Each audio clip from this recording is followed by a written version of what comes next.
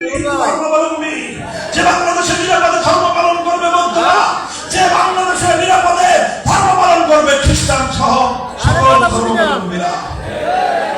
এইভাবে যদি আমরা বাংলাদেশ গড়তে চাই আর যদি ইনসাফপূর্ণ ন্যায় নীতি আলোকে একটি সমাজ গড়তে চাই, চূড়ান্ত পয়গাম হলো মানব রচিত কোন তন্ত্র মন্ত্র দিয়ে পূর্ণাঙ্গ ইনসাফ কায়েম করা সম্ভব নয়। এজন্য চূড়ান্ত সমাধান, একমাত্র সলিউশন খোদার জমিনে আল্লাহর দেওয়া প্রতিনিধিত্ব খেলাফতের রাজনীতি বাস্তবায়ন করতে হবে। আপনারা বাগেরহাট জেলার মানুষ বিভিন্ন প্রান্তিক অঞ্চল থেকে এসেছেন। প্রতিটি ইউনিয়ন ওয়ার্ডকে বাংলাদেশ খেলাফত মজলিসের দুর্গ হিসেবে গড়ে তুলুন। যুব প্রজন্ম যুব মজলিসের পতাকা দলে সামিল হও। তোমরা এই নতুন বাংলাদেশ গড়বার কারিগর। ছাত্র জনতা আমাদের ছাত্র মজলিসের পতাকা দলে ঐক্যবদ্ধ হও। ইনশাআল্লাহ আমরা একটি সোনার বাংলাদেশ গড়ে তুলব।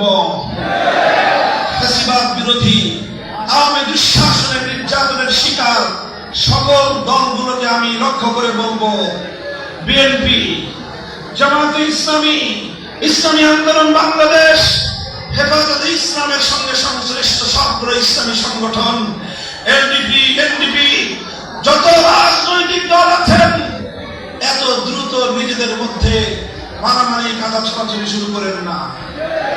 এখনো আমাদের সংগ্রামকে পূর্ণাঙ্গতা দেওয়ার জন্য আরো অনেক পথ চলতে হবে।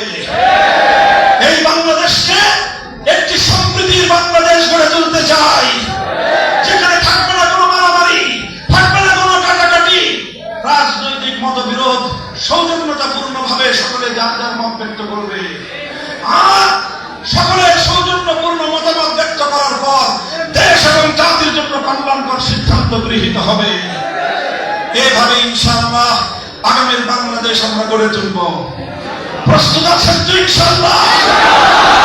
এভাবে বাংলার টেকনাফ থেকে দুনিয়ায় নতুন প্রজন্ম, আলেম প্রজন্ম, ছাত্র প্রজন্ম, মেহনতি প্রজন্ম সকলে আমরা হাতে হাত রেখে একটি আন্দোলন সংগ্রাম হবে। সে আন্দোলন সংগ্রাম হবে আল্লাহর জমিনে আল্লাহর দ্বীনকে বিজয়ী করবার। সে আন্দোলনের স্লোগান হবে খোদার আকাশ, খোদার জমিন, কর্ম কায়েম, খোদার দ্বীন।